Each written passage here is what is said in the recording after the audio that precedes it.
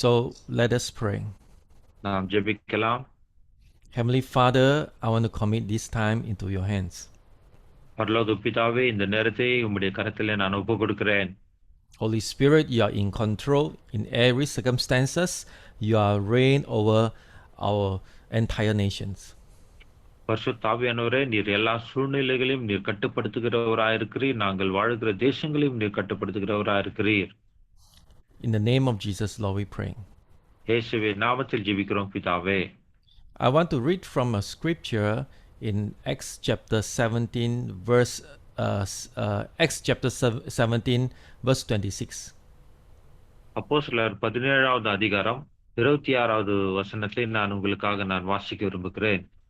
Okay, Acts 17 verse 26 here says that, and he made from one man every nations of mankind to live on the face of the earth, having determined allotted periods and the boundary of their dwelling place.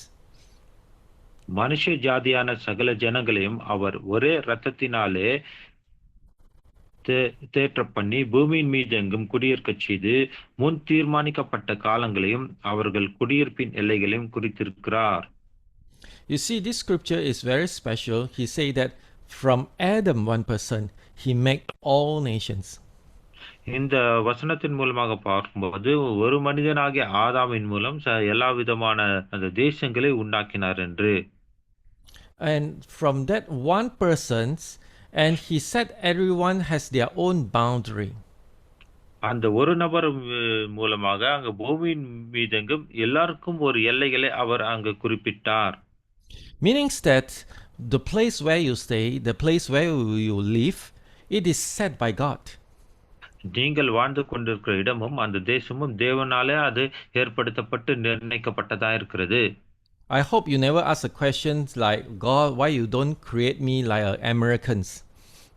ஒருவேளை நீங்க இப்படி கேள்வி கேட்க மாட்டீர்கள் என்று நினைக்கிறேன். ஆண்டவரே, நீரே என்னை அமெரிக்கனை போல என்னை உருவாக்கவில்லை என்று.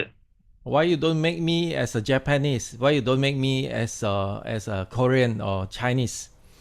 ஆண்டவரே, என்னை ஏன் ஒரு கொரியனாகவோ ஜப்பானில் இருக்கிற அந்த மனுஷனை போலவோ இல்ல சீன தேசத்தில் இருக்கிறவர்களை போலவோ ஏன் என்னை உருவாக்கவில்லை என்று நாம் ஒருவேளை கேட்டிருக்கலாம், கேட்காமல் இருந்திருக்கலாம். As a minister of God, we must understand you are serving in India. God make you perfectly and beautifully for the purpose of India. தேவன் உங்களை ஒரு ஊழியராக இந்திய தேசத்திலே நிர்ணயம் பண்ணி ஏற்படுத்தி வைத்திருக்கிறார். ஏனென்றால் நீங்கள் இந்திய தேசத்தில் ஊழியம் பண்ணும்படி தேவன் அங்கு உங்களை வைத்திருக்கிறார்.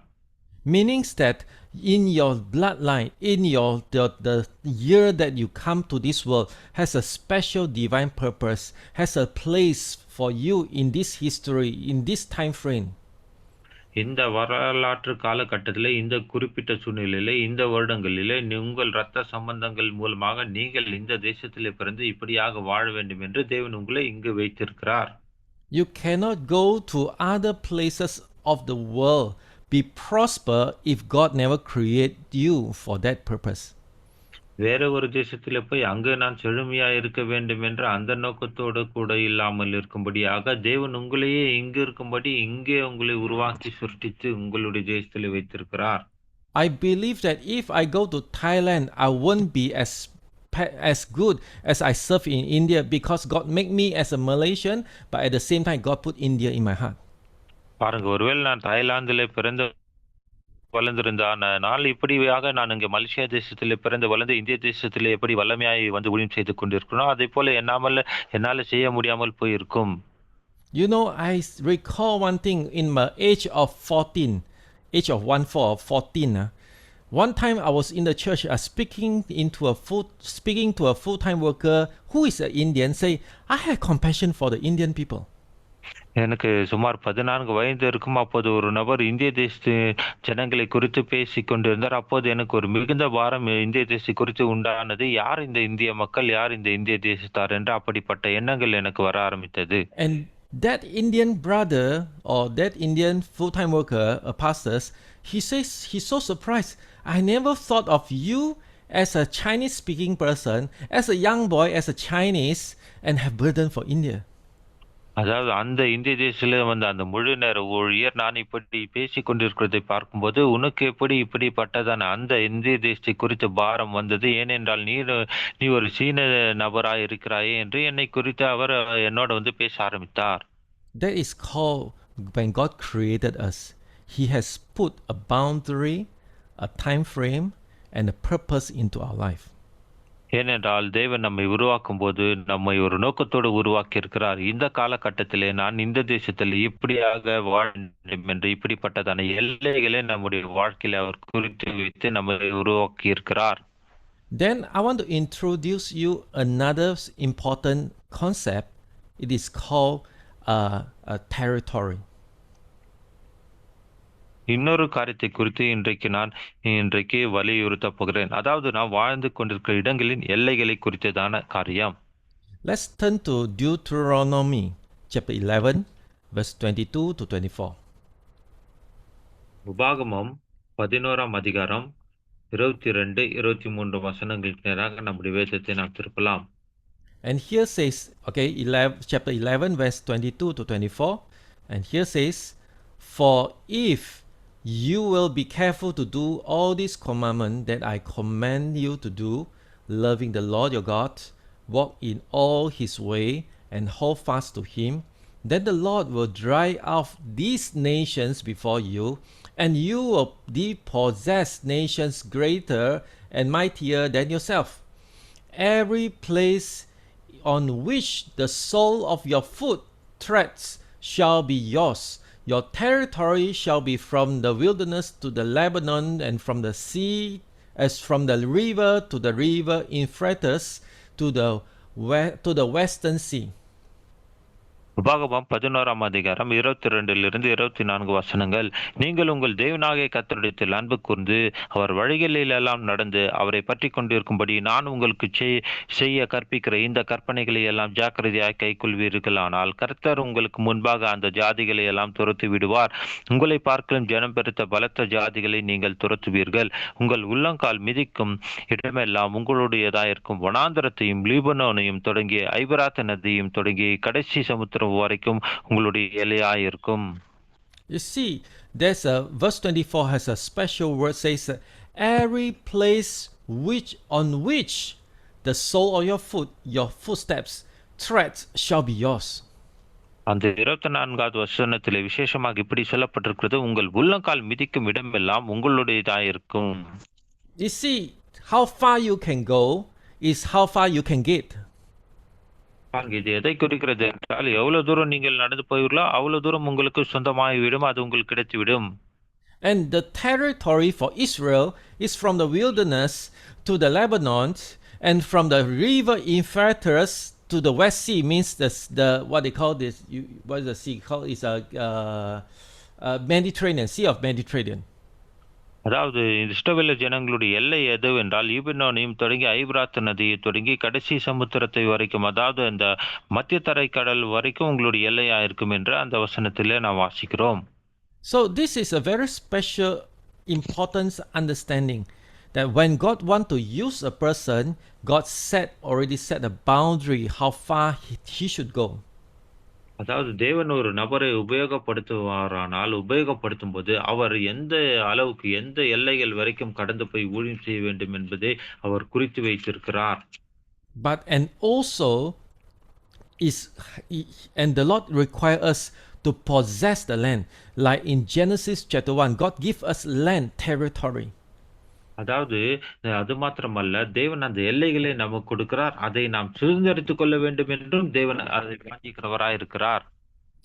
But today most of the church been preaching the salvation's idea. The idea of salvation is like get saved, go to heaven, don't touch anything on the ground.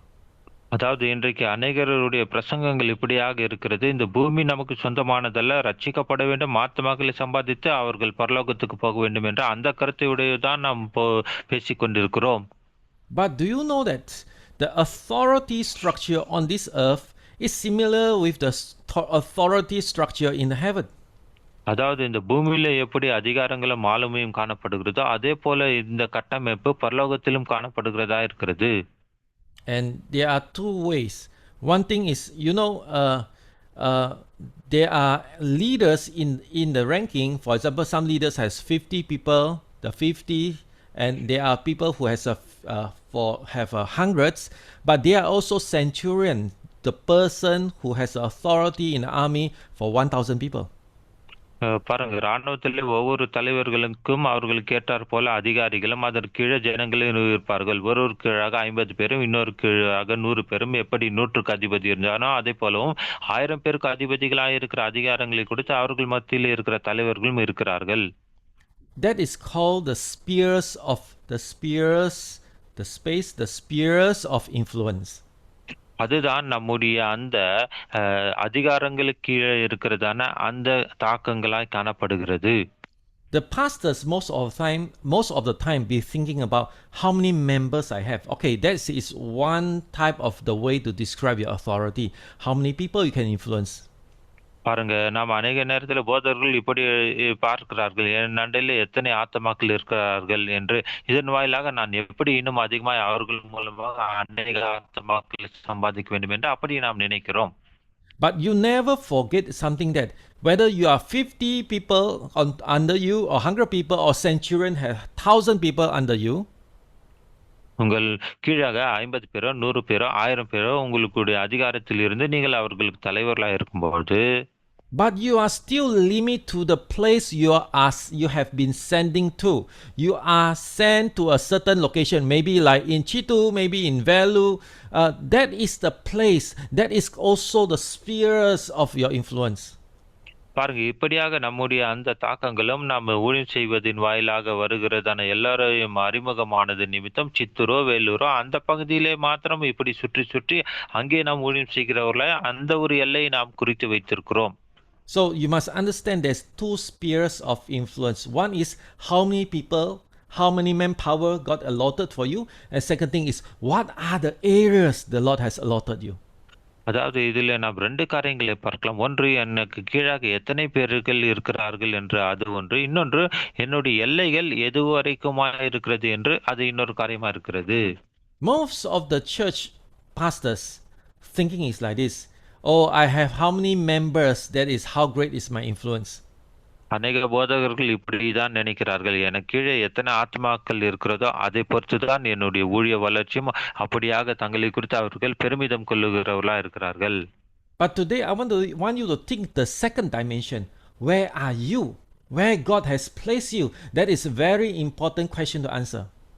இன்னொன்று, 2வது விஷயம், நான் உங்களை பார்த்து கேட்கிற கேள்வி என்றால், நீங்கள் இருக்கிறதான அந்த எல்லைகள் எப்படிப்பட்டதா இருக்கிறது?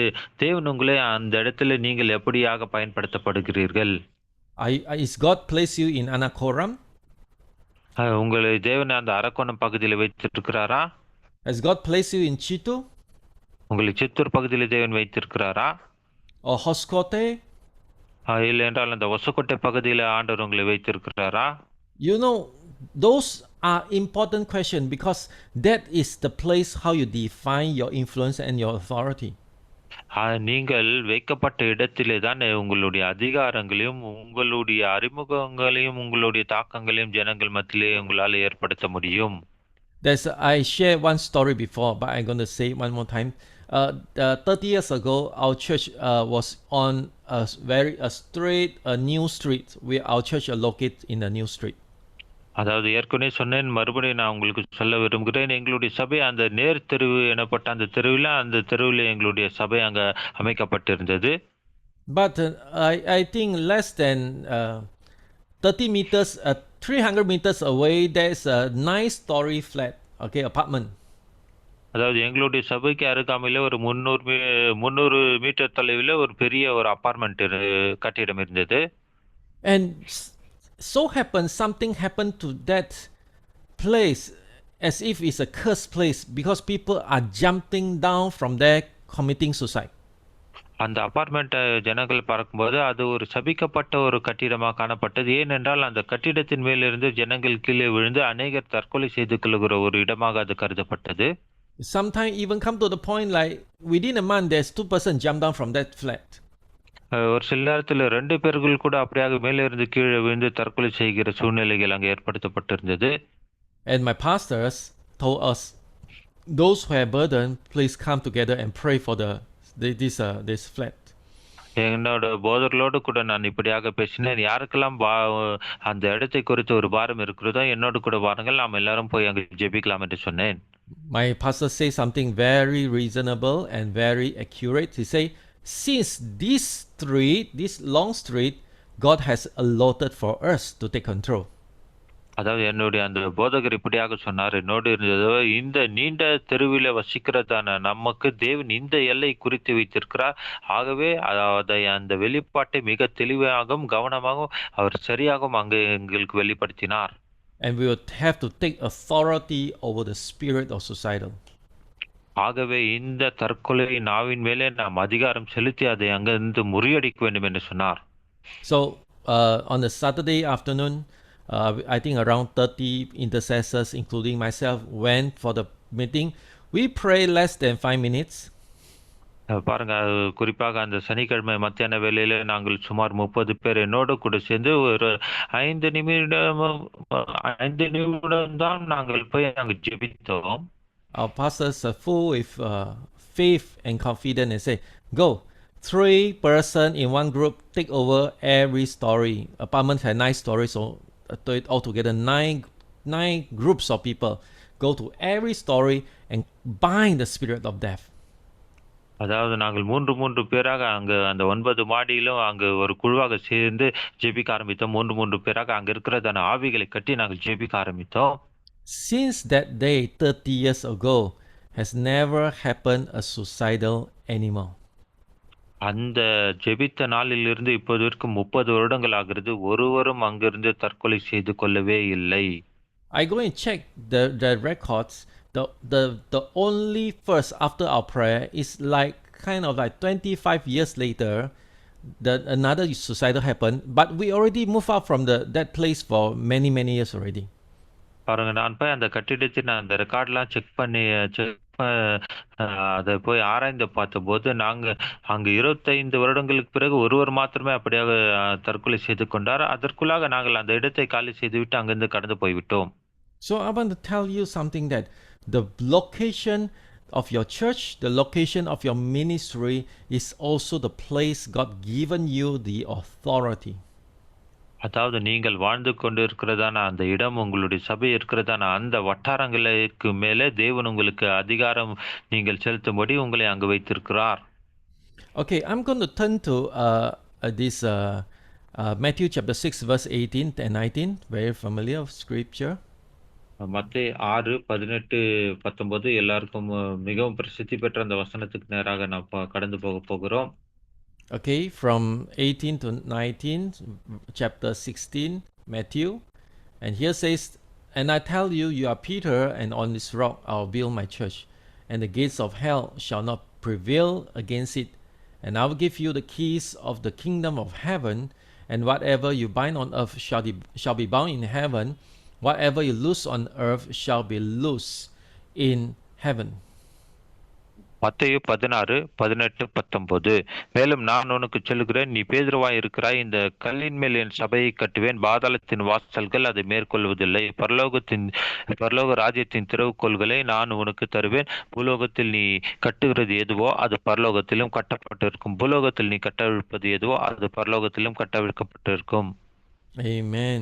You see this scripture, and on this church, on this rock I will build my church. The church should not be called as church in the English, should be called assembly. அதாவது இந்த கல்லின் மேல் என் சபையை கட்டுவேன் என்று சொல்லப்பட்டிருக்கிறது. அந்த சபை என்று சொல்லாமல் அந்த ஜனங்கள் கூடி வருகிறதான இடம் என்று இப்படியாக ஆங்கிலத்தில் அது மொழிபெயர்க்கப்பட்டிருக்கிறது. Do you know these words has purposely changed to church, but the original text is not church. அதாவது இந்த பதமானது அங்கு சபை என்று மொழிபெயர்க்கப்பட்டிருக்கிறது. ஆனால் மூல பாஷையில் அது சபை என்று அப்படியாக மொழிபெயர்க்கப்படவில்லை. In English, this church means belongs to God or belongs to the Lord. அதாவது ஆங்கில வேதாங்கத்தில் பார்க்கும்போது அது சபை என்று குறிப்பிடப்படாமல் அந்த இடம் கர்த்தருக்கு சொந்தமான, கர்த்தருக்கு சார்ந்த இடம், கர்த்தருக்குரியது என்று அப்படியாக மொழிபெயர்க்கப்பட்டிருக்கிறது. But original words is called ecclesia. And this means that it's assembly like your parliament. This is ecclesia, assembly to make decision.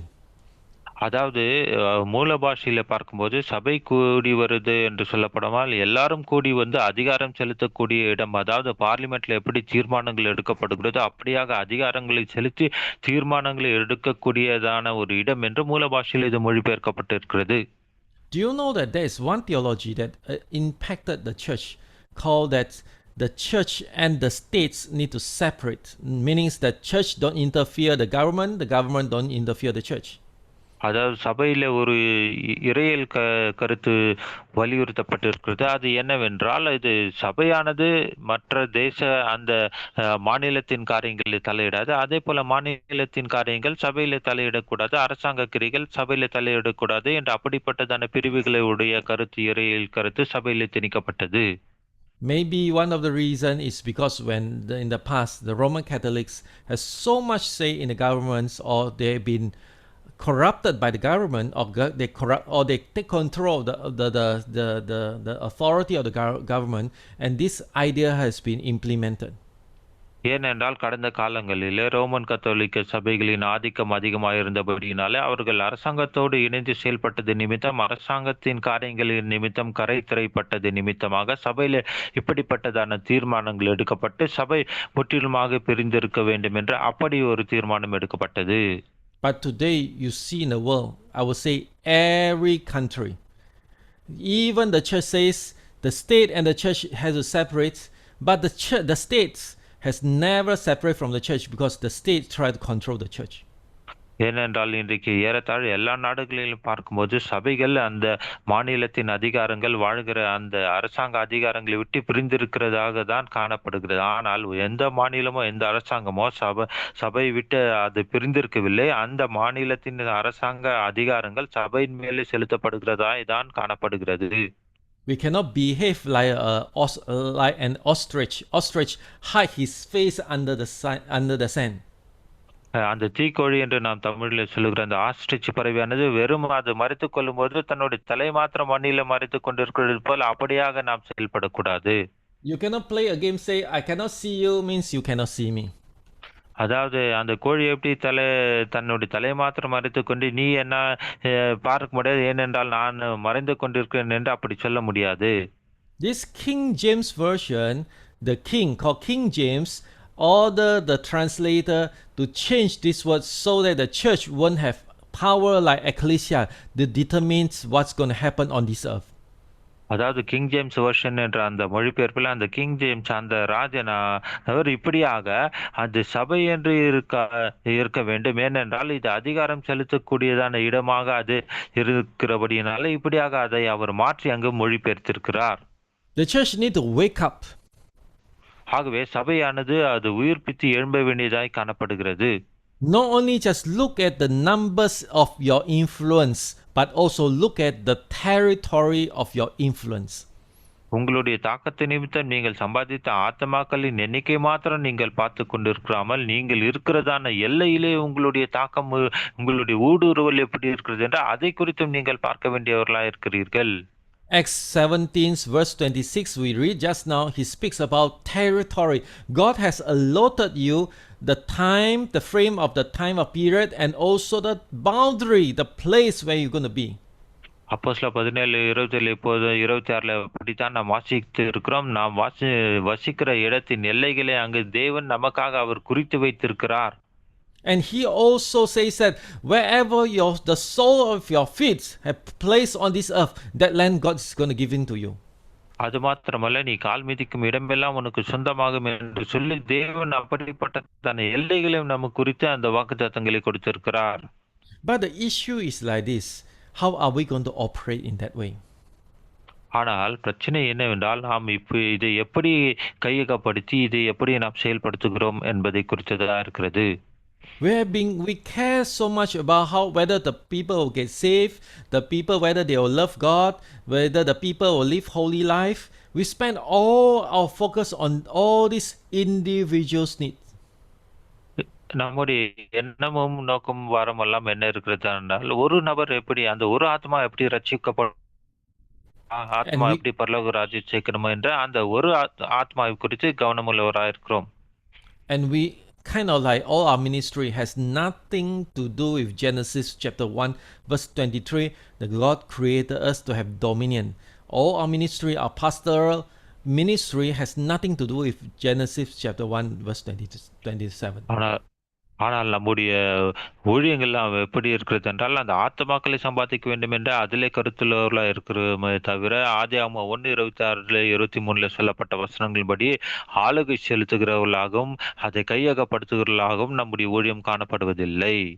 I pray that today God will show us, awaken us, and to challenge us. இன்றைக்கு தேவன் நம்மை எழுப்பி நமக்கு சவால் படுத்தி இந்த காரியத்திலே நாம் செயல்படுத்தப்பட வேண்டும் என்று அதற்காக தான் நான் ஜெபிக்க போகிறேன். Yeah, few days late, few days before today, this Pastor Stanley showed me a picture that in Anakoram they are start to pray for the nation. கடந்த ஒரு சில நாட்கள் முன்பாக ஸ்டான்லி அவர்கள் எனக்கு ஒரு சில புகைப்படங்களை அனுப்பினார். இந்த அரக்கோணத்தில் அந்த இடத்தை சொந்தமாக்கிக் கொள்ளும்படி அங்கு ஜனங்கள் ஜெபங்களை ஏறெடுத்துக் கொண்டு இருக்கிறார்கள் என்று. It is a wonderful things you are starting to do. நீங்கள் செய்கிற காரியம் மிகவும் ஒரு அருமையான காரியமாக காணப்படுகிறது. Because all start with prayer, but it doesn't end by prayer alone. எல்லாமே ஜெபத்தினால் தான் ஆரம்பிக்கப்படுகிறதா இருக்கிறது. ஜெபத்தின் வாயிலாக ஆரம்பிக்கப்படுகிறதா இருந்தாலும் கூட அதனுடைய முடிவு வெறும் ஜெபமாய் மாத்திரம் இருக்கக்கூடாது. I want to share with you a few things that what happens to me in the past. கடந்த நாட்களில் என்னுடைய வாழ்க்கையில இடைப்பட்ட ஒரு சில காரியங்கள் நான் பகிர்ந்து கொள்ளப் போகிறேன். You see, actually, when the Lord approached me and to raise up intercessory, it is through the book of Joel, chapter 1, verse 14. அதாவது ஒரு ஜெபக்குழுவை ஏற்படுத்த வேண்டும் என்று தேவன் என்னை எழுப்பினார். இதற்கு ஆதாரமாக தேவன் எனக்கு யோபு புஸ்தகம் 1:14 வசனத்தை காண்பித்தார். The book of prophets, minor prophet, book of Joel or Joel, and here says chapter 1 verse 14. மன்னிக்கவும், யோவேல் 1:14 வசனம். Here says, consecrate a fast, call a solemn assembly, gather the elders and all the inhabitants of the land to the house of the Lord your God, and cry out to the Lord. யோவேல் 1:14 வசனம். நீங்கள் உபவாச நாளை நியமித்து அதற்காக ஜனங்களை கூட்டுங்கள் என்கிறதாக அந்த வசனம் அங்கு சொல்லப்பட்டிருக்கிறது. பரிசுத்த உபவாச நாளை நியமிங்கள், விசேஷ ஆசரிப்பை கூறுங்கள், மூப்பரையும் தேசத்தின் எல்லா குடிகளையும் உங்கள் தேவனான கர்த்தரின் ஆலயத்திலே கூடி வரச் செய்து கர்த்தரை நோக்கி கூப்பிடுங்கள். And the Bible says very clear that he required us to consecrate a fast and call for solemn assembly. அதாவது அங்கு குறிப்பாக வேதத்தில் சொல்லப்பட்டிருக்கிறது, பரிசுத்த உபவாச நாளை நியமிங்கள், விசேஷித்த ஆசரிப்பை கூறுங்கள், ஏனென்றால் உங்களை நீங்கள் அந்த நாளிலே பரிசுத்தப்படுத்தி பிரதிஷ்டை பண்ணிக்கொள்ளுங்கள். You see, when I pray, நான் ஜெபிக்கும் போது என்ன நடக்கிறது என்றால், I'm praying as an individual. I present my needs to God. நான் ஒரு தனிப்பட்ட நபராக என்னுடைய தேவைகளின் நிமித்தமாக இந்த தேவைகள் சந்திக்கப்பட வேண்டும், அப்படியாக நான் தனியாக ஜெபிக்கிறேன். But if I gather a group of people, we present our needs and give it to God. இப்படி நாம் குழுவாக ஜெபிக்கும் போது நம்முடைய எல்லாருடைய தேவைகளையும் இப்படியாக இருக்கிறது என்று ஒரு மனதாக தேவனுடைய சமூகத்தில் நம்முடைய எல்லா தேவைகளையும் அங்கு வெளிப்படுத்துகிறோம். And that prayer is not a individual prayer, but that prayer become a collective voice, a voice of a group of people. ஆனால் அது தனிப்பட்ட நபருடைய ஒரு குரலாக காணப்படாமல் அந்த குழுவிலே இருக்கிற எல்லா ஜனங்களுடைய கூக்குரலாகவும் சத்தமாகவும் ஒருங்கிணைந்து தேவனுடைய சமூகத்தில் வந்து அந்த தேவைகளை தெரியப்படுத்துகிறதாய் குழுவாக இருக்கிறது. You see, a solo assembly is not ordinary prayer. அதாவது இப்படி கூடி வந்து ஜெபிக்கிறதான ஜெபம் என்பது ஒரு சாதாரணமான ஜெபம் அல்ல. But solo assembly is representative prayer. இன்று இப்படியாக நாம் தனிப்பட்ட நபராக ஒரு குழுவாக கூடி வந்து ஜெபிக்கும்போது நாம் பிரதிநிதிகளாக நின்று ஜெபிக்கிறவர்களாக காணப்படுகிறோம். Just give you an example. If you are in Chitu, ஒரு உதாரணத்துக்கு சொல்கிறேன், ஒருவேளை நீங்க சித்தூர்ல இருக்கிறீர்கள் என்று வைத்துக் கொள்ளுங்கள். if your church call up a prayer meeting for Chitu, means your church is having a prayer meeting for Chitu. உங்களுடைய சபையாக நீங்கள் சேர்ந்து சித்தூருக்காக ஜெபிக்கும்படி கூடி வருகிறீர்கள் என்றால் அந்த சித்தூரின் எல்லை பகுதிகளுக்காக அந்த பட்டணத்துக்காக நீங்கள் ஜெபிக்கிறவர்களா இருக்கிறீர்கள். But if you going to call for a prayer meeting for Chitu, you invite the leaders of 7 different churches come together to pray. ஆனால் நீங்கள் சித்தூருக்காக ஜெபிக்கும்படி அந்த சித்தூர் பகுதியில் இருக்கிறதான 7 சபைகளின் தலைவர்களை கூட்டி நீங்கள் அனைவரும் கூடி வந்து நாம் இங்கே ஜெபிக்கலாம் என்று சொல்லும் பொழுது, then it means that this is not a church prayer meeting, but this is the city prayer meeting. அது ஒரு குறிப்பிட்ட சபையிலிருந்து வருகிற ஜெபமாய் காணப்படாமல் அந்த பட்டணத்தின் முழுவதிலும் இருந்து வருகிறதான பட்டணத்திற்கான ஜெபமாய் காணப்படுகிறது. Do you remember this Genesis chapter 18 when the Lord showed Abraham that he going to destroy Sodom and Gomorrah? ஆதியாகமம் 18வது அதிகாரத்திலே சோதம் குமாராவை நான் அழிக்கப் போகிறேன் என்பதாக தேவன் ஆபிரகாமுக்கு காட்டும். And Abraham started to say, if there is 50 these are righteous men. Abraham தேவனோடு கூட அங்க பரிந்து பேசுகிறதை பார்க்கிறோம். ஆண்டவரே, ஒருவேளை அங்க 50 பேர் நீதிமான்களா இருப்பார்களானால் அழிக்காமல் இருப்பீரோ என்று கேட்கிறார். Will God you spare them? இப்படி இருக்கும்போது அந்த பட்டணத்தை நீ தப்புவிப்பீரோ? You see, Abraham knows something. It's not his prayer can move God, even though he has a very good terms with God. ஆண்டவரோடு கூட நல்ல உறவு அவர் வைத்திருந்தாலும் கூட அவருடைய ஜெபத்தின் வாயிலாக எல்லாவற்றையும் சாதித்து விட முடியும் என்ற அப்படி எண்ணத்தோடு அவர் வரவில்லை. They need the representative of that city to come out to repent, only that some miracles will happen over them. ஆனால் அங்க அவர் ஒரு பிரதிநிதியாக வந்து அந்த பட்டணத்தின் மனம் திரும்புதலுக்காக ஜெபிக்கும் போது அங்கு காரியங்கள் மாறுதலாய் மாறும். One of the very good example is the book of Jonah, when the king of Nineveh and also all the inhabitants to repent before God. பாருங்க, அதுக்கு சிறந்த ஒரு உதாரணம் என்னவென்றால் யோனா தீர்க்கதரிசன புத்தகத்தில் நாம் வாசிக்கும் போது அங்க இருக்கிறதான எல்லா குடிமக்களும் ராஜாவும் சேர்ந்து அங்க மனம் திரும்பி அங்க ஜெபித்ததை நான் பார்க்கிறோம். You see, when that thing happens, God spared the whole city of Nineveh.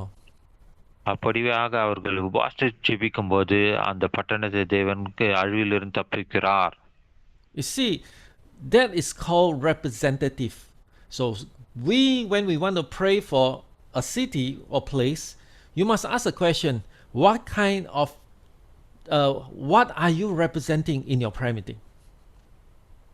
அதாவது இப்படியாக நான் பட்டணத்துக்காக ஜெபிக்கும் போது நீங்கள் எந்த பிரதிநிதியாக நின்று அதற்காக ஜெபிக்கிறீர்கள் என்பது மிக முக்கியத்துவம் வாய்ந்ததா இருக்கிறது. இதை தான் நாம் பிரதிநிதிகளாக நின்று ஜெபிக்கிற ஜெபம் என்று சொல்லுகிறோம். And one thing that I really want to encourage you, if you want to change India, that you need to build up more and more representative that across the city, across the land, across the province, and become one assembly, one ecclesia. Amen.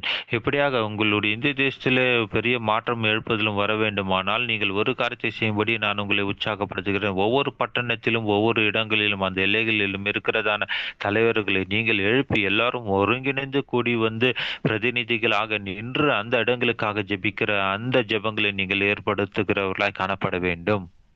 Let's go back to this chapter, book of Joel or Joel, chapter 1 verse 14. See what the Lord said. யோவேல் 1ஆம் அதிகாரம் 14வது வசனத்தை அங்கு தேவன் என்ன சொல்கிறார் என்பதை அதிலே நாம் அங்கு பார்க்கிறவர்களாய் காணப்படுகிறோம். And he says that consecrate a fast, call a solemn assembly, means very serious, very sacred, solemn assembly. Gather the elders and all the inhabitants of the land to the house of the Lord your God and cry up to the Lord. அதாவது அந்த 14வது வசனம் 1ஆம் அதிகாரம் யோவேல் எப்படியாக சொல்லுகிறது, பரிசுத்த உபவாசையினாலே நியமிங்கள், பரிசுத்தப்படுத்துங்கள், ஏனென்றால் எல்லாரும் கூடி வருகிறதான அந்த விசேஷித்த ஆசரிப்பை நீங்கள் கூறுங்கள். விசேஷமாக மூப்பரையும் தேசத்தின் எல்லா குடிகளையும் உங்கள் தேவனாய் கர்த்தரின் ஆலயத்திலே கூடி வரச் செய்து என்று கர்த்தரை நோக்கி கூப்பிடுங்கள் என்று தெளிவாக அங்கு அறிவுரைகள் நமக்கு செலுத்தப்பட்டிருக்கிறது. You see, let me tell you my story, okay?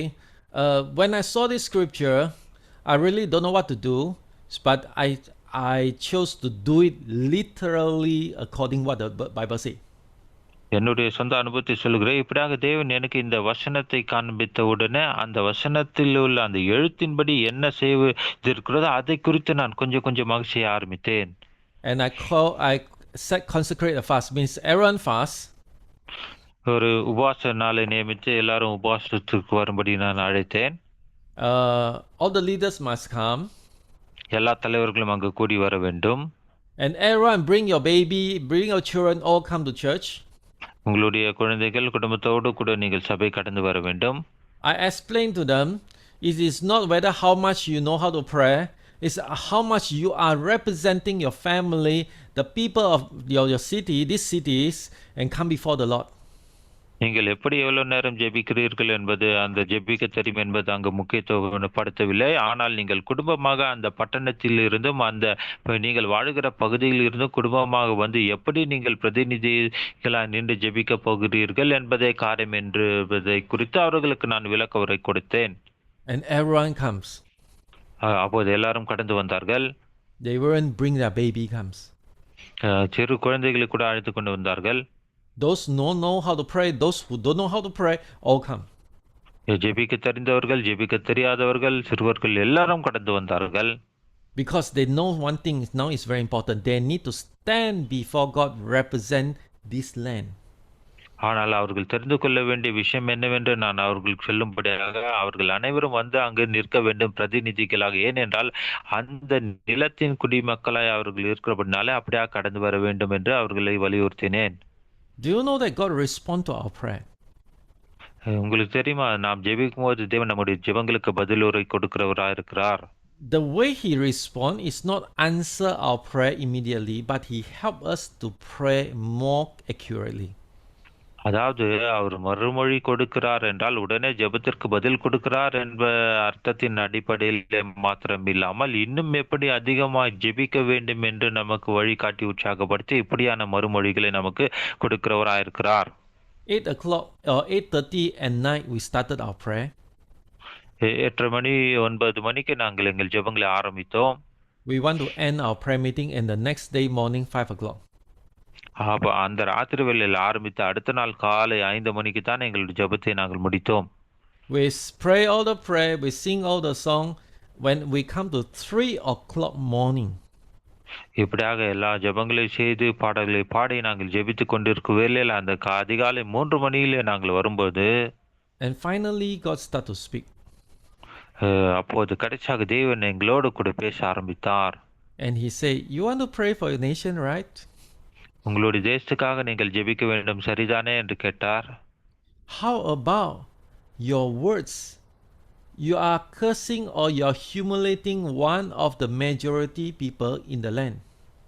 அதாவது உங்களுடைய வார்த்தைகள் எப்படிப்பட்டதா இருக்கிறது, உங்களுடைய தேசத்தில் இருக்கிறதான பெரும்பான்மையான ஜனங்களே நீங்கள் சபிக்கிறவர்களாய் காணப்படுகிறீர்கள், உங்களுடைய வார்த்தைகள் எப்படிப்பட்டதா இருக்கிறது என்று தேவன் கேட்டார். How am I going to change your land when you yourself humiliating another groups of people? அதாவது நீங்கள் அல்லாத மற்ற குழு ஜனங்களை நீங்கள் தாழ்மைப்படுத்தி அவர்களுக்காக இப்படி அவர்களை சபித்து இருக்கும்பொழுது எப்படி நான் அவர்களை ஆசீர்வதிக்க முடியும் என்று தேவன் கேட்க ஆரம்பித்தார். So during that prayer, we all repent, we all cry, and we all know that we have done wrong before God. ஆகவே நாங்கள் அனைவரும் மனம் திரும்பி கதறி அழுது அறிக்கையிட்டு ஜெபித்தோம். ஏனென்றால் எங்களுக்கு தெரியும் தேவனுக்கு முன்பாக நாங்கள் பாவம் செய்தவர்களாய் காணப்பட்டிருக்கிறோம் என்று. Do you know that the more you pray for nations, the less your words will criticize your government and any other leaders? பாருங்க, எந்த அளவுக்கு நாம் அதிகமாக ஜெபிக்கிறோமோ, அந்த அளவுக்கு நம்முடைய வார்த்தைகள் நம்முடைய அரசாங்கத்தையும், அங்கு நம் நாட்டில் உள்ள ஜனங்களையும் கீழாக நினைத்து அவர்களை சபித்தும் இப்படி கெட்டதான காரியங்களை சொல்லி தான் நாம் ஜெபித்தவர்களாய் காணப்படுகிறோம். When we call for solar assembly, repentance is always the first thing and always the constant things that we keep doing. அதாவது இப்படியாக நாம் கூடி வந்து ஜெபிக்கிறதான ஜெபத்தின் நோக்கத்தின் முதன்மையான காரியம், முதலாவது நாம் மனம் திரும்புதலுக்கான ஜெபத்தை ஏறெடுக்க வேண்டும். If we don't remove the sin, if we don't repent, and we will never have authority. அதாவது நாம் மனம் திரும்பாவிட்டால், அந்த பாவத்தை நிராகரிக்காவிட்டால் நமக்கு அந்த காரியத்தின் மேல அதிகாரம் இருக்காது. And I want to explain to you why we need to have solar assembly. ஏன் இப்படியாக நாம் எல்லாரும் கூடி வந்து ஒருமனப்பட்டு ஜெபிக்க வேண்டும் என்கிறதான காரணத்தின் முக்கியத்துவம் நான் சொல்ல போகிறேன். Let's turn to Psalms 24 verse 7. சங்கீதம் 24ஆம் சங்கீதம் 7வது வசனத்துக்கு நேராக நாம் திருப்பலாம். Okay, this is 24:7. Okay, Psalms 24:7 says that, lift up your heads, O gates, and be lifted up, O ancient door, that the King of glory may come in. And who is the King of glory? The Lord strong and mighty, the Lord mighty in battle. சங்கீதம் 24, 7, 8 வசனங்கள். வாசல்களே உங்கள் தலைகளை உயர்த்துங்கள், அநாதி கதவுகளே உயருங்கள், மகிமையின் ராஜா உட்பிரவேசிப்பார். யார் இந்த மகிமையின் ராஜா? அவர் வல்லமையும் பராக்கிரமும் உள்ள கர்த்தர், அவர் யுத்தத்தில் பராக்கிரமம் உள்ள கர்த்தராமே. You see, he's not saying the gate of your church or the doors of your church. அதாவது உங்களுடைய சபையின் கதவுகளே, உங்களுடைய சபையில் இருக்கிற அந்த கதவுகளை உயர்த்துங்கள் என்று அங்கு சொல்லப்படவில்லை. The door of the church has mentioned once. Where is it? In Revelation chapter 3, the Lord is knocking on the door of the church of Laodicean. அங்கு வெளிப்படுத்தல் 3ஆம் அதிகாரத்தில் நாம் பார்க்கிறோம், அந்த லவோதிக்கா சபையில் இருக்கிற சபையின் கதவை கர்த்தர் அங்கு தட்டி கொண்டிருந்தார் என்று. But here it mentions that the King of glory want to enter into the city, but the gates of the city, the entrance door must lift up, must open up your gates for the king to come in. அதாவது மகிமையின் ராஜா உட்பிரவேசிக்கும்படி அந்த பட்டணத்தின் கதவுகள் திறக்கப்பட வேண்டும் என்று இங்கு சொல்லப்பட்டிருக்கிறது. You see, the moment the gates has lift up their heads, the entrance door has opened wide, and God will come in. அந்த பூர்வ காலத்தில் அந்த பட்டணத்தின் அந்த கதவுகள் திறக்கப்படும் போது அங்கு மகிமையின் ராஜாவாகி தேவன் அங்கு உட்பிரவேசிக்கிறவராய் காணப்படுகிறார். When the city or a town was possessed by the evil principality, they will close the door or the gates towards our Lord, our God, but they open wide to the demonic spirit.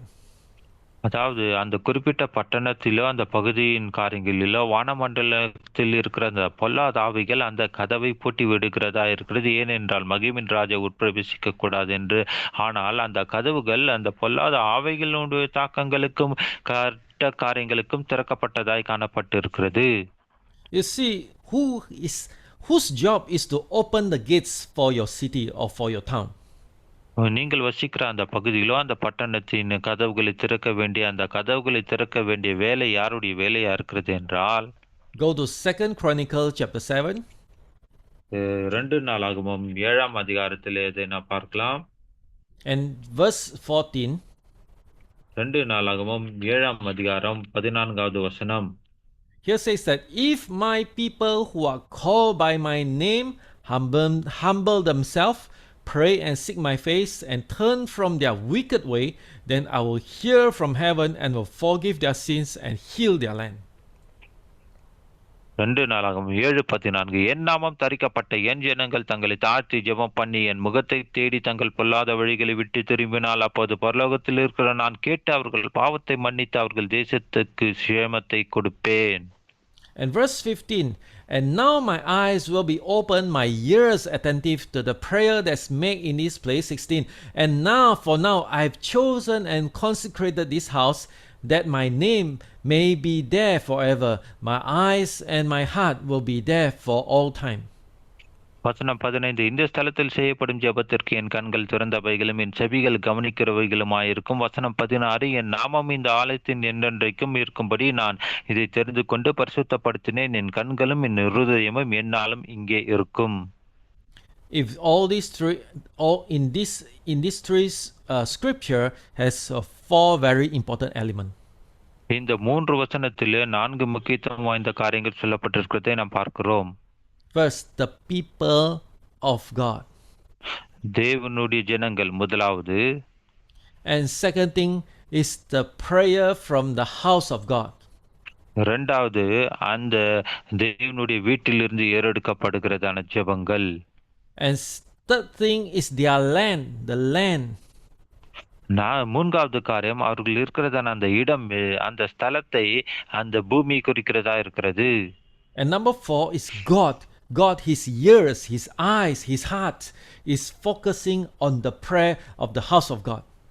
நான்காவது தேவனும் தேவனுடைய கண்களும் இருதயமும் அங்கு ஏறெடுக்கப்படுகிறதான அந்த ஜெபத்தை கேட்டு கவனிக்கிறவர்களாய் இருக்கிறது. Let me explain to you. Your church exists is for the purpose of the land, is not for you. உங்களுடைய சபை உருவாக்கப்பட்டதின் நோக்கமே உங்களுக்காக அல்ல, அந்த இடத்திற்காக, அந்த நிலத்திற்காக, அந்த பூமிக்காக தான் அந்த சபை உங்களுக்காக அங்கு ஸ்தாபிக்கப்பட்டிருக்கிறது. If your church raise up to close the gate of Hades of the land, then the sin will cannot prosper. அதாவது நீங்கள் அந்த பட்டணத்திற்கான அந்த வாசலை அங்கு மூடாவிட்டால் அங்கு பாவம் செழித்து வளர முடியாது. And the moment when you are called by God's name, you are God's people, you start to cry up and God's heart will over your house and the land and heal the land. தேவனால தெரிந்து கொள்ளப்பட்ட ஜனங்களாக நீங்கள் கூக்குரலிட்டு கதறும் போது தேவனுடைய கண்கள் உங்களுடைய வீட்டின் மேலும் அந்த நிலமாக அந்த பூமியின் மேலும் அந்த எல்லையின் மேலும் இருக்கிறதாய் காணப்படும். You see, so important. The church has forgotten who they are. இன்றைக்கு சபையானது தாங்கள் யார் என்பதை அவர்கள் மறந்து போய்விட்டவர்களாய் காணப்படுகிறார்கள். And you see, when we have soul assembly, the Lord say, if you want me to heal your land, why are you cursing your own people? If you don't stop cursing your own people, then I will start to heal your land. அதாவது நீங்கள் வசிக்கிறதான அந்த தேசத்தின் அந்த பட்டணத்தின் எல்லைகளை நீங்கள் சபிக்கும் போது எப்படி என்னால் ஆசீர்வதிக்க முடியும்? ஆகவே நீங்கள் அந்த ஆசீர்வாதத்துக்கான ஜெபங்களை அவர்களுக்கு ஏறெடுக்க வேண்டும். You see, many times we like to see Jesus as a good shepherd. அநேக நேரத்தில் இயேசு கிறிஸ்துவை நாம் எப்படி பார்க்க விரும்புகிறோம் என்றால் ஒரு நல்ல மேய்ப்பனாக பார்க்க விரும்புகிறோம். But do you know that God is also a mighty warrior? அவர் நல்ல மேய்ப்பராக மாத்திரமல்ல, அவர் பராக்கிரமசாலியாகிய வீரனாய் காணப்படுகிறார். You see, when God's approaching you, he's a good shepherd. உங்களை அவர் சார்ந்து உங்கள் அண்டையில வரும்போது ஒரு நல்ல மேய்ப்பரை போல உங்கள் அண்டையில வருகிறவராக இருக்கிறார். But when the Lord leading his church for warfare, he's a great warrior. ஆனால் சபையை அந்த யுத்த காலத்திற்கு நேராக வழிநடத்தி செல்லும் போது அவர் மகா பராக்கிரமசாலியை போலதான் செயல்படுகிறவராக இருக்கிறார். In this land is full of the Lord's enemy. The land is full of enemy want to devour his people. இந்த பூமியில பார்க்கும்போது ஜனங்களை கொன்று போட்டு அழித்து போடுகிறதான அப்படிப்பட்ட காரியங்கள் தான் நடைபெற்று கொண்டிருக்கிறது. The Lord is waiting for us to call him as a mighty warrior. தேவன் அவரை ஜனங்கள் வல்லமையுள்ள பராக்கிரமசாலியாக யுத்த வீரன் என்று அழைக்கும்படி அவர் காத்து கொண்டிருக்கிறார். You are not only church, you are throne. Your throne name is ecclesia, is assembly, is a parliament. அதாவது நீங்கள் வெறும் ஒரு சபையாக மாத்திரமல்ல, ஒரு பார்லிமெண்டை போல நீங்கள் அதிகாரம் செலுத்தக்கூடியவர்களா இப்படியாக கூடிய அழைத்து வரவழைக்கப்பட்டிருக்கிறீர்கள். One thing that IMT, we are not only just to have more and more pastor hear our teaching. This is not our ultimate aim. This is not our ultimate purpose. அதாவது இந்த ஐஎம்டியுடைய நோக்கம் என்னவென்றால் இப்படியாக நிறைய போதர்களை கூட்டி அவர்களுக்கான உபதேசம் செய்ய வேண்டும் என்பது எங்களுடைய நோக்கமே இப்படிப்பட்டதான நோக்கமாக இல்லை. At least for me, I know that our purpose is to connect all the pastors, raise up an altar for everywhere in India, and at the same time join together as an ecclesia for the destiny of India. அதாவது இந்தியாவுக்கான அந்த விதி நோக்கத்தை நிர்ணயிக்கத்தக்கதாக எல்லா போதகர்களும் ஒருங்கிணைந்து வந்து வரவழைக்கப்பட்டவர்களாய் அதிகாரம் செலுத்தக்கூடியவர்களாய் இருக்க வேண்டும் என்பதே எங்களுடைய இந்த நோக்கமாய் காணப்படுகிறது. God wants to save India not through evangelistic meeting alone, தேவன் இந்திய தேசத்தை ரட்சிக்க விரும்புகிறார் வெறும் சுவிசேஷ கூட்டங்களை நடத்துவதனால் மாத்திரமல்ல, but to make the congregation become an ecclesia who carries authority and mandate for the land. ஆனால் சபையாக அழைக்கப்பட்ட இந்த சபை விசுவாசிகள் அழைக்கப்பட்டவர்களாய் இருக்கிற அவர்கள் இந்த கட்டளையாக கொடுக்கப்பட்ட கட்டளை நிறைவேற்றுகிறதான அந்த அதிகாரத்தை தேசத்தின் மேலே செலுத்துகிறவர்களாய் காணப்பட வேண்டும். I love to equip you like a good pastors, but I know that India needs something more than just a pastor. அதாவது இந்தியாவில் இருக்கிற நல்ல போதர்களுக்காக நான் மிக மகிழ்ச்சி அடைகிறேன். ஆனாலும் கூட நாம் வெறும் ஒரு சாதாரணமாக நல்ல போதர்களாய் இருப்பதை காட்டிலும் இன்னும் மேலான நிலைமைக்கு வர வேண்டியவர்களாய் நாம் காணப்படுகிறோம். And really, I want to say to you, you have great potential. I came to India many times. I hear all the story. I know that you can do it. அதாவது இந்திய தேசத்துக்கு அநேக முறை வந்திருக்கிறேன். இந்திய தேசத்தின் காரியங்களை நான் கேள்விப்பட்டிருக்கிறேன். உங்களுக்கு அதற்கான ஆற்றலும் வல்லமைகளும் கொடுக்கப்பட்டிருக்கிறது. நீங்கள் அப்படிப்பட்டதான வல்லமையான காரியத்தை செய்கிறவர்களாக இருக்கிறீர்கள். உங்களால் அதை செய்ய முடியும்.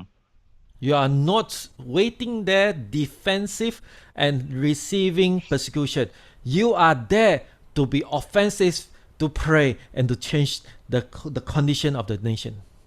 அதாவது எப்போதும் நீங்கள் உபத்திரப்பட்டு கொண்டும் அந்த உபத்திரத்தை தாங்கிக் கொண்டும் அப்படியே இருக்கிறவர்களாய் மாத்திரம் நீங்கள் இருக்கக்கூடாது. உங்களுடைய ஜெபத்தின் வாயிலாக நீங்கள் தாக்கங்களையும் பாதிப்புகளையும் எதிராளிக்கு தாக்குகிற அப்படிப்பட்ட நபர்களாய் நீங்கள் காணப்பட வேண்டும். If a church, when the church pray a member, the church will pray, God provide us finances, help the poor people. ஆகவே சபை விசுவாசிகளாக ஜெபிக்கும் போது பண தேவைகளை சந்திக்கும் போது நாம் ஏழை ஜனங்களுக்கு உதவிகளை செய்கிறவர்களாய் காணப்பட வேண்டும். But the ecclesia pray, he will pray, God bless this land and give more opportunity, working opportunity, raise up the economy, and so that the whole city will be prosper.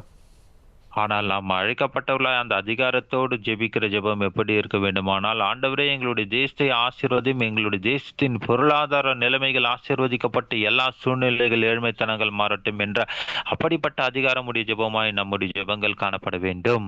A church will say, God give us more. Pardon, Pastor? The church will pray, God give us more provision. சபை இப்படியா ஜெபிக்கிறதா இருக்கிறது. ஆண்டவரே எல்லா தேவைகளை சந்தியும் எங்களுடைய காரியங்களை பொறுப்பெடுத்துக் கொள்ளும் என்று ஜெபிக்கிறோம். But the ecclesia will say, God change the economic system and eliminates all the poverty. ஆனால் இந்த அதிகாரமுடைய அழைக்கப்பட்டவர்களுடைய ஜெபம் எப்படி இருக்க வேண்டுமானா இருக்கும் என்றால், ஆண்டவரே எங்களுடைய பொருளாதார நிலைமைகள் மாறட்டும், ஏழ்மை தனங்கள் முற்றிலுமாய் மாறட்டும் என்ற அப்படிப்பட்ட அதிகாரமுடைய ஜெபமாய் இருக்கணும். You see, there are elders in the city. அங்கு பட்டணத்தில் மூப்பர்கள் இருக்கிறார்கள், தலைவர்கள் இருக்கிறார்கள். There are watchmen on the wall. அந்த பட்டணத்தின் மதில் சுவர்கள் மேலிலே காவல்காரர்கள் இருக்கிறார்கள். Turn with me to Isaiah 62. ஏசாயா 62ஆம் அதிகாரத்துக்கு நேராக நாம் திருப்பிக் கொள்ளலாம். Isaiah 62 verse 6 and 7. ஏசாயா 62ஆம் அதிகாரம் 6-7 வசனங்கள். The Bible says, on your walls, O Jerusalem, I have set watchmen all the day and all the night. They shall never be silent. You who put the Lord in remembrance, take no rest, and give him no rest until he establishes Jerusalem and make it a praise in the earth. ஏசாயா 62:6-7 வசனங்கள். எருசலேமே, உன் மதில்களின் மேல் பகல் முழுவதும் முழுவதும் ஒரு காலம் மௌனமாய் இராத ஜாமக்காரரை கட்டளையிடுகிறேன். கர்த்தரை பிரசித்தம் பண்ணுகிறவர்களே, நீங்கள் அமெரிக்கையாயிருக்கலாகாது. அவர் எருசலேமை ஸ்திரப்படுத்தி பூமியிலே அதை புகழ்ச்சியாக்கும் வரைக்கும் அவரை அமர்ந்திருக்க விடாதிருங்கள். You see, God have set watchmen on the wall day and night. They have been looking the situation, the city and outside of the city. தேவன் அங்கு பகல் முழுதும் ராத்திரி முழுதும் காவல் காக்கிற காவல்காரர்களை அங்கு தேவன் வைத்திருக்கிறார். The moment when they see the enemy is approaching, the watchman will shout to the elders who sit in front of the gates. அங்கு எதிராளி அந்த பட்டணத்தை தாக்க வரும்போது அங்கு காவல் காக்கிறவர்கள் அங்கு இருக்கிறதான மூப்பர்களையும் மற்றவர்களுக்கும் எச்சரிக்கை சத்தத்தை கொடுத்து அவர்களை எழுப்புகிறவர்களாய் காணப்பட வேண்டும். The elder will start to say, close the gate, prepare the army, get ready for fight. அங்க இருக்கிறதான மூப்பர்கள் கதவை பூட்டுங்கள், யுத்தத்திற்கு ஆயத்தமிடுங்கள் என்று எல்லாரையும் எச்சரித்து எழுப்புகிறவராய் காணப்பட வேண்டும். Do you know that God raised up spiritual watchmen on the ground? தேவன் இப்படியாக ஆவிக்குரிய காவல்காரர்களே அங்க பூமியில் அங்க அந்த இடத்தில் அவர் எழுப்புகிறவராய் காணப்படுகிறார். Many times the spiritual watchmen never watch outside outside the church, but they only watching inwardly too much. அநேக நேரத்திலே இந்த ஆவிக்குரிய காவல் காக்கிறவர்கள் என்ன செய்கிறார்கள் என்றால் சபைக்கு வெளியே இருக்கிற காரியங்களை காவல் காக்காமல் சபையிலே உள்ளே இருக்கிற காரியங்களிலே சபைக்குள்ளே இருந்து அவர்கள் காவல் காக்கிறவர்களாய் காணப்படுகிறார்கள். That is the reason why the society, the city of the place of your place is chaotic, because the watchmen never function fully. ஏனென்றால் இதனாலே தான் பட்டணத்திலும் அந்த சுற்றுப்புற சமுதாயத்தின் காரியங்களும் குழப்பமடைந்த நிலைமையிலே காணப்படுகிறது. ஏனென்றால் அந்த காவல் காக்கிற காவலாளி தன்னுடைய வேலையை சரியாய் அவர்கள் முற்றிலும் முழுவதுமாய் எப்படியாக சபையின் வெளிப்புறமாய் அவர்கள் செய்யாமல் இருக்கிறார்கள். The pastors must recognize the street where you are in, the city where you are living. This is your territory. This is the place where God want to give it to you. அதாவது பாஸ்டர்களாக நீங்கள் வசிக்கிறதான அந்த தெரு, அந்த பட்டணம், அந்த எல்லைகள் உங்களுக்கு சொந்தமுடையதாய் தேவன் உங்களுக்கு கொடுத்திருக்கிறார். ஆகவே நீங்கள் அதை குறித்து கவனமுள்ளவர்களாய் காணப்பட வேண்டும். And you must understand, God has set up you as a watchman over your city. அதாவது தேவன் உங்களுடைய பட்டணத்திற்கு உங்களை தான் அந்த காவல்காரனாய் நியமித்து வைத்திருக்கிறார். அதை நீங்கள் புரிந்து கொள்ள வேண்டும். Have you ever sensed that some works of the enemy in your city? உங்களுடைய பட்டணத்திலே வசிக்கிற இடத்திலே அந்த சத்துருனுடைய கிரியைகளை உங்களால பார்க்க முடிகிறதா? What will you do? Or you just leave it to the politician or the police, or you be the first defense line? அதாவது அந்த தீமையான காரியங்களை நீங்கள் சத்துருவினால் இழைக்கப்படுகிற காரியங்களை பார்க்கும்போது அரசியல்வாதிகள், போலீஸ் அதிகாரிகள் அதை சரி செய்து கொள்ளட்டும் என்று அப்படி இருக்கிறீர்களா? அல்ல, நீங்கள் தான் முதலாவது அதற்காக எழும்பி நின்று அதை சரி செய்கிறவர்களாய் காணப்பட வேண்டும். You know, actually it's very strange now. Whether in Chinese circle, the Chinese, or in the Indian circle, or even in the Western circle, the pagan religion, they like to march on the ground, go places and declare that places belongs to them. அதாவது சீனர்களா இருந்தாலும் சரி, இந்தியர்களா இருந்தாலும் சரி, இந்த வெளிநாட்டு வாழ் ஜனங்களா இருந்தாலும் சரி, அங்க நாம் பார்க்கும்போது அங்க இருக்கிறதான அந்த தெய்வ வணக்கத்தை உடையவர்கள் என்ன செய்கிறார்கள் என்றால் அந்த பிசாசின் கிரைகள் அந்த நிலங்களுக்கு கடந்து போய் அந்த இடங்களுக்கு கடந்து போய் அதை ஆக்கிரமித்து கொண்டு அதன் மேலே சொந்தம் கொண்டாடி அதிகாரம் செலுத்துகிறவர்களாய் காணப்படுகிறார்கள். The people will carry their idols, their deity, and try to march on the territory they claim that deity has claim over the land. பாருங்க, அங்க இருக்கிற ஜனங்கள் என்ன செய்கிறார்கள் என்றால் எப்படிப்பட்டதான அந்த விக்கிரகங்களை எடுத்து தூக்கி சுமந்து கொண்டு அங்க எல்லாம் நடந்து தெரிந்த அந்த எல்லைகளிலும் தெருக்களிலும் அதை அவர்கள் சொந்தமாக்கி கொள்ளும்படி இப்படியான காரியங்களை நடப்பித்துக் கொண்டிருக்கிறார்கள். But too bad, the church always try to hide inside the church. The church member like to hide inside the church. ஆனால் மிகுந்த வருத்தத்தக்க காரியம் என்னவென்றால் சபையும் சபை விசுவாசிகளும் சபைக்குள்ளே நாம் மறைந்து கொண்டிருக்கிறவர்களாய் நாம் காணப்படுகிறோம். They have too much. They have too much of focus on heavens, because they want to pierce through the roof and go back to heaven. That's all. அநேக நேரத்தில் நம்முடைய முழுமையான எண்ணம் எல்லாம் நோக்கம் எல்லாம் என்ன இருக்கிறதுனா இந்த மேலே இருக்கிறதான அந்த சீலிங்கை பிரித்து கொண்டு பரலோகத்துக்கு போக வேண்டும் என்ற அந்த வாஞ்சி எண்ணம் உடையவர்களாக தான் நாம் காணப்படுகிறோம். Yeah, the Bible always mention about the land, the promised land, the land, your land. He keeps saying about the earth. அதாவது வேதத்துல திரும்ப திரும்ப நான் வாசிக்கிறோம், வாக்குத்தத்தம் பட்டதான அந்த பூமி, அந்த இடம் என்று திரும்ப திரும்ப அந்த பூமியின் காரியங்களை குறித்து நான் வாசிக்கிறவர்களாய் காணப்படுகிறோம். And therefore, I really want to introduce one of the very important strategy. அதாவது உங்களுக்கு ஒரு முக்கியத்துவம் வாய்ந்த அந்த யுக்தியை உங்களுக்கு நான் சொல்ல விரும்புகிறேன். Recognize yourself as one of the elders of this city.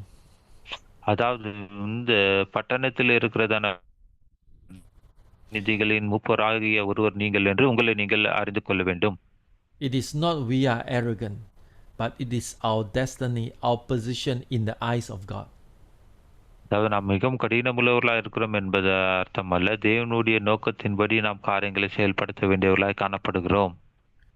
Seeing yourself as the one of the elders in front of the gates and come before God. அதாவது அந்த பட்டணத்தின் வாசல் அண்டையிலே இருக்கிறதான அந்த கதவுக்கு முன்பாக நிற்கிற மூப்பரை போல நீங்கள் எண்ணிக்கொண்டு நீங்கள் தேவனுடைய சமூகத்திலே வர வேண்டும். And Matthew chapter 18 verse 18. Okay, let's go to Matthew 18 verse 18. மத்தேயு 18:18 வசனத்திற்கு நேராக நாம் கடந்து போகலாம். And here says that truly I say to you, whatever you bind on earth shall be bound in heaven, whatever you loose on earth shall be loosed in heaven. இந்த வசனத்தில் வாசிக்கிறோம், பரலோகத்தில் நீங்கள் எவைகளை கட்டவிழ்க்கிறீர்களோ அவைகள் பரலோகத்தில் நீங்கள் எவைகளை கட்டுவீர்களோ அவைகள் பரலோகத்திலும் கட்டப்பட்டிருக்கும் என்று. You realize that it's the same verse in chapter 16. இதே வசனத்தை நான் 16வது அதிகாரத்திலே கூட நான் பார்க்கிறோம். But verse 19 of this chapter 18 says that again I say to you, again, you see, the Lord say again means he emphasized, if two of you agree on earth about anything they ask, it will be done for them by my Father in heaven. அது 18வது அதிகாரம் மத்தேயு 19வது வசனத்தில் இங்கு சொல்லப்படுகிறது, அல்லாமலும் உங்களில் 2 பேர் தங்கள் வேண்டிக் கொள்ள போகிற எந்த காரியத்தை குறித்து ஆகலும் பூமியிலே ஒருமனப்பட்டிருந்தால் பரலோகத்தில் இருக்கிற என் பிதாவினாலே அது அவர்களுக்கு உண்டாகும் என்று உங்களுக்கு சொல்லுகிறேன் என்று அங்கு திரும்பவும் என்று சொல்லப்பட்டிருக்கிறதாக சொல்லப்படுகிறது. You see, most of the meetings you need someone to propose and another one to second that your proposal. அதாவது யாராகிலும் இந்த கூட்டத்தை இப்படி ஏற்படுத்த வேண்டும் என்று சொல்லுகிறார்கள், அப்படியான இந்த கூட்டத்திற்கான காரியங்கள் இப்படி இருக்க வேண்டும் என்று இன்னொருவர் அதை அப்படியாக சொல்லுகிறவர்களாக இருக்கிறோம். And actually this is the way how you operate in the authority. ஆனால் அதிகாரத்தில் செயல்படும் போது நாம் இப்படியாக செயல்படுத்தப்பட வேண்டும் என்று அந்த வசனம் சொல்லுகிறது. When you have pastors gathered together, one propose, others seconded, and everyone and all say unanimous, say yes, we agree. You know, this is the power you can conquer the earth. அதாவது ஒரு போதகர் இப்படி சொல்லும்போது அது இரண்டாவது ஆமேன் என்று சொல்ல ஆமோதிக்க வேண்டும். அப்பொழுது கூடி வந்திருக்கிற எல்லாரும் ஆம், இப்படிதான் நம்ம அதிகாரத்தை செலுத்தி இந்த பூமியில நாம் சுதந்திரத்துக் கொள்ள வேண்டும் என்ற அப்படிப்பட்டதான ஒரு மனப்பாட்டை உடையவர்களாய் காணப்பட வேண்டும். Verse 20 says, for where 2 or 3 are gathered in my name, there am I among them. 20வது வசனம் சொல்லுகிறது, ஏனெனில் 2 பேராவது 3 பேராவது என் நாமத்தினால் எங்கே கூடுகிறார்களோ அங்கே அவர்கள் நடுவில் இருப்பேன் என்று. You see how powerful you are. Just 2 or 3, you can deal with the issue. பாருங்க எத்தனை வல்லமுள்ள காரியமா இது காணப்படுகிறது. 2-3 பேர் சேர்ந்தால் அந்த பிரச்சனைக்கான ஒரு தீர்வை நாம் அங்கு ஏற்படுத்தி விடலாம். I want to bring you back in the story where Abraham interceded for Sodom and Gomorrah. சோதம் குமாரோவுக்காக அங்கு ஆபிரகாம் பரிந்து பேசினார். அந்த சம்பவத்துக்கு நேராக நான் உங்களை அழைத்து செல்ல விரும்புகிறேன். I think you should remember that the last bargain of the numbers ended on 10 righteous, right?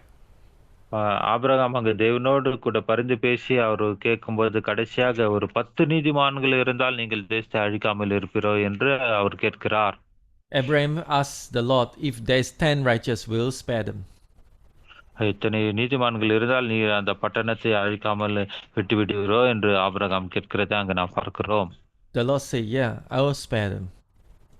அப்படி காணப்பட்டால் கண்டிப்பாக நான் அழிக்க மாட்டேன் என்று ஆண்டவர் சொல்லுகிறார். But the issue is they don't even have 10. பாருங்க, ஆனால் அங்கு குறைந்தபட்சமாக 10 நீதிமான்கள் கூட அந்த பட்டணத்தில் காணப்படவில்லை. I believe that it's not just because the number is not up to 10. It means that there is no enough representative of the city of Gomorrah, Sodom Gomorrah, to repent before God. ஆனால் நான் நினைக்கிறது என்னவென்றால், அங்கு 10 நீதிமான்கள் குறைவா இருந்தார்கள், ஆகவே தேவன் அழித்து விட்டார் என்ற அது மாத்திரம் காரணமாயிராமல், சோதோம் குமோரா பட்டணத்திற்காக பிரதிநிதிகளாய் நின்று ஜெபிக்கிறதான பிரதிநிதிகள் அங்கு அநேகர் காணப்படாதது நிமித்தமே கர்த்தர் அந்த பட்டணத்தை அழித்து போட்டார். So let's read the book of Ruth, you know, the scripture, the book before 1 Samuel, book of Ruth, chapter 4, verse 1. Ruth 4ஆம் அதிகாரம் 1வது வசனம், இந்த சாமுவேலுக்கு புத்தகத்துக்கு முன்பாக இருக்கிற அந்த புத்தகம். Here says that now Boaz has gone up to the gate. You see, city gate, huh? Boaz has gone up to the gate and sit down there. And behold, the Redeemer of whom Boaz has spoken called by. So, came by. So Boaz said, "Turn aside, friend, sit down here." And he turned aside and sit down. Second verse 2. Then he, means Boaz, took 10 men of the elders of the city and said, "Sit down here." So they sat down. Ruth 4ஆம் அதிகாரம் 1-2 வசனங்கள் இப்படியாக சொல்லப்படுகிறது. Boaz பட்டண வாசலில் போய் உட்கார்ந்தான். அப்போது போவாஸ் சொல்லியிருந்த அந்த சுதந்திரவாளி அந்த வழியே வந்தான். அவனை நோக்கி, ஓய் என்று பேர் சொல்லி கூப்பிட்டு, இங்கே வந்து ஒரு சற்று உட்காரும் என்றான். அவன் வந்து உட்கார்ந்தான். அப்போது அவன், அதாவது போவாஸ், பட்டணத்து மூப்பர்களில் 10 பேரை அழைத்து இங்கே உட்காருங்கள் என்றான். அவர்களும் உட்கார்ந்தார்கள். You see, the story is very clear that city gate is the place where making decision. அதாவது இங்க குறிப்பா நான் பார்க்கிறோம், அந்த பட்டணத்தின் வாசலாண்டையில் தான் முக்கியத்துவம் வாய்ந்த தீர்மானங்களை எடுக்கிற ஒரு இடமாக அது காணப்பட்டது. It is a place where you legalize or you confirm a deal. அதாவது அந்த பட்டணத்தின் வாசல் முன்பாக தான் சட்ட ரீதியான காரியங்களையும் வழக்குகளையும் கொண்டு வந்து விசாரித்து அதற்கான தீர்மானங்களை எடுக்கிற ஒரு இடமாக அது கருதப்பட்டது. And verse 2, Boaz called 10 men of the elder of the city. It means there's a lot of elder. They just gather at least 10 men. அங்கு அநேக மூப்பர்கள் அந்த பட்டணத்தில் இருந்தார்கள். ஆனால் போவாஸ் அந்த பட்டணத்தில் இருக்கிறதான குறைந்தபட்சம் 10 மூப்பர்களை அங்கு அழைக்கிறதை நான் பார்க்கிறோம். That is where we understand why Abraham stopped at 10, because there is a minimum requirement for a city to be represented. ஒரு பட்டணத்தின் பிரதிநிதியாக இருக்க வேண்டுமானால் குறைந்தபட்சம் அங்கு 10 மூப்பராவது கடந்து விட வேண்டும். ஆகவேதான் ஆபிரகாம் ஆண்டவர் அண்டையில் மன்றாடும் போது 10 நீதிமான்கள் இருந்தால் இதை அழிக்காமல் இருப்போம் என்று கேட்டதற்கு காரணம் அதுவே. And you jump to verse 11 of chapter 4. Ruth 4ஆம் அதிகாரம் 11வது வசனத்தை நான் பார்க்கும்போது, and see, after they have discussed everything, then then all the people who were at the gate and the elders said, "We are witnesses. We are witnesses. May the Lord make the woman who is coming into your house like Rachel and Leah." பாருங்கள், அந்த ஒலிவ வாசலில் இருக்க ஜனங்கள் மூப்பரானவர்கள் எல்லாரும் அந்த காரியங்களை விசாரித்து அறிந்து எல்லா தீர்மானங்களையும் எடுத்த பிறகு அங்கு அனைவருமாக சேர்ந்து சொல்லுகிறார்கள், உன் வீட்டில் இருக்கிற மனைவியை கர்த்தர் இஸ்ரவேல் வீட்டை கட்டுவித்த அந்த ராகேலை போலும் லேயாலை போலும் என்று வாழ்த்தி ஆசீர்வதிக்கிறது அங்கு நான் பார்க்கிறோம். And here you see a very clear picture, the function of the elder, and also together with all the witness, the people around the gates. They verified the deal that Boaz has the right to redeem the property of Naomi. அதாவது அங்க மூப்பர்களும் அங்க இருக்கிற ஜனங்களும் நாங்கள் இதற்கு சாட்சிகள் என்று சொன்ன பிறகு இப்போது அந்த போவாஸ் அந்த நகோமினுடைய சொத்தை அவர் சுதந்திரத்துக் கொள்வதற்கான தீர்மானம் ஏற்படுத்தப்பட்டிருக்கிறது என்று அங்கு தீர்மானிக்கிறதை நான் பார்க்கிறோம். You too can come together. Aaron, every pastor says, come together to establish the legal deal of your city. ஆகவே நீங்களும் சபையின் பிரதிநிதிகளாக எல்லா மூப்பர்களும் வந்து சட்ட ரீதியான சபைக்கான காரியங்கள், தேசத்துக்கான காரியத்தை நீங்கள் அங்கு தீர்மானிக்கிறவர்களாய் காணப்பட வேண்டும். When we want to pray for the transformation of India, we want to pray for the transformation of the city where you live. இந்திய தேசத்தின் மாற்றத்திற்காக நாம் ஜெபிக்கும்போது முதலாவதாக இந்திய தேசத்தில் உள்ள பட்டணத்தின் மாற்றங்களுக்காக நாம் ஜெபிக்க வேண்டியவர்களாய் காணப்படுகிறோம். You must gather the elders. நீங்கள் அங்க இருக்கிறதான மூப்பர்களை வரவழைத்து கூட்ட வேண்டியவர்களாய் இருக்கிறீர்கள். You must learn how to be in agreement with one another. ஒருவரோடு ஒருவர் நாம் அங்கு உடன்படிக்கை செய்து அங்கு இருக்கிறவர்களாக நாம் காணப்பட வேண்டும். The same prayer meetings, the same hour of prayer meetings somehow only impacted a church. But when you know the strategy, the same prayer meeting will impacted the whole city.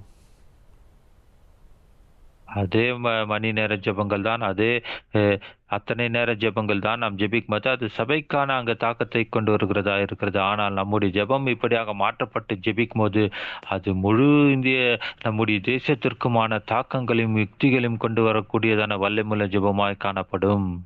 Gather the elder, gather the pastors, have come to the clear understanding and start to pray for your city, releasing the works of the angelic hosts into that city.